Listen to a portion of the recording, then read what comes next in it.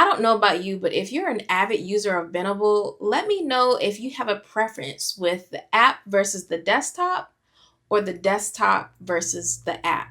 As far as me, I prefer the desktop and I'll tell you why in a few. But in this video, I'm going to share with you helpful ways to navigate using both the platforms if you're using the app or the desktop, or perhaps both. So let's start with the app first. There are pros and cons with anything, of course. And of course, if you already know, I've said that the desktop is my preference.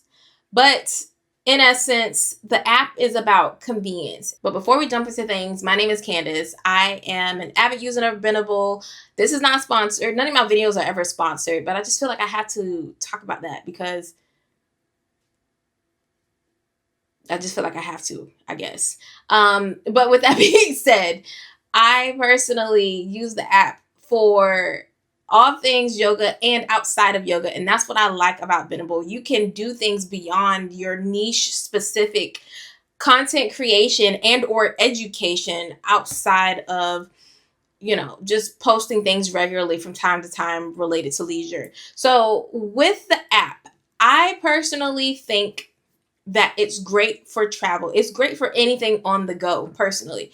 Of course, there is your tablet. Of course, you can potentially do the same thing with your laptop, but at best, the app is most convenient, in my opinion, for the days like when you're waiting in line for something, when you're at the airport waiting for your next flight, when you're at the doctor's office, things of that nature. You're there instead of to doom scroll on your phone, you could be planning to monetize for multiple streams of income, whatever your interests are, and or just simply create.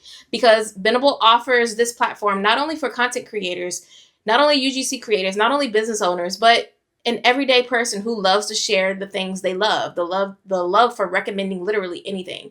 So with it being a word of mouth platform, I really think that's super unique about them that comes at first hand for people to give recommendations of the things they love. So as far as the convenience of the app, it comes with certain limitations. Of course, with creating, in my opinion, I believe the aspect ratio, what is it, 9:16 or something like that? It keeps you limited. Like you can't really see what you're working with besides plugging in what you normally would as if you were planning to create something online that didn't require much thought or much more depth. And with that being said, the space itself is small.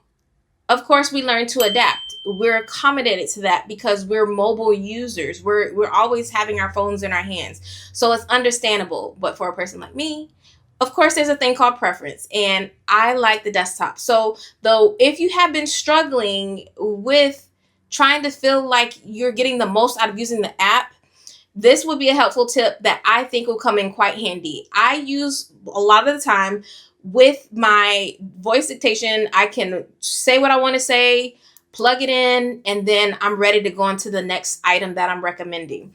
Of course, to save time as well, instead of it feeling like work, if that's what it feels like for you to work and create on the app, you can create the things that come off the top of your head, or take it from your note-taking device. If you don't happen to use your Apple Notes, you can use Notion AI or any other device, your OneNote, whatever you prefer. Plug in your items while things off the top of your head to build the list together. And then from those lists that you've created, it might seem like a little oxymoron, but at least it's organized. You can see what you're working with based off that category. Then plug it into your Benable list because you already have the things that you want to say plugged in, and then you're good to go. Now, you can, on the contrary, do the same thing. Similarly, you can do the same thing on the desktop. You can also use your voice dictation on the desktop, but the difference is the aspect ratio. You have a larger scale, of course. You can see everything, and it's much smoother where you can easily create versus doing things on the go. So just imagine you having tea and enjoying your slow time creating, and at the same time you're on the mobile app and you feel like you're stuck between two mirrors trying to plug things in from time to time. It just seems like it's a little more, you can breathe, in my opinion. Now, there's nothing wrong with the app, but I'm going to tell you one thing on how I see the app being used compared to, of course, creating.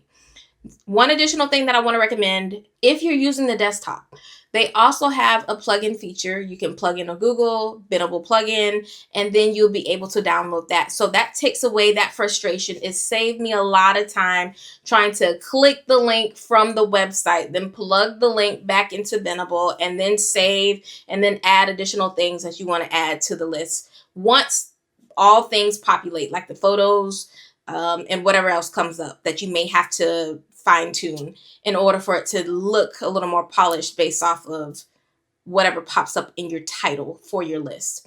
So once you have that taken care of, you're then able to maneuver a little more smoothly. You can still scroll and browse as regular, but here's the difference. I personally think creating is so much easier on the desktop versus the app, where you're more inclined to engage by sending in your or responding to your messages. As far as they don't have a message feature, a direct message feature, but they have your comments and, of course, likes and anything else that you want to do, browse. I think more browsing happens potentially on your phone in the downtime scene versus creating. So that's just my preference. It might be all biased. I might be onto something. I don't know.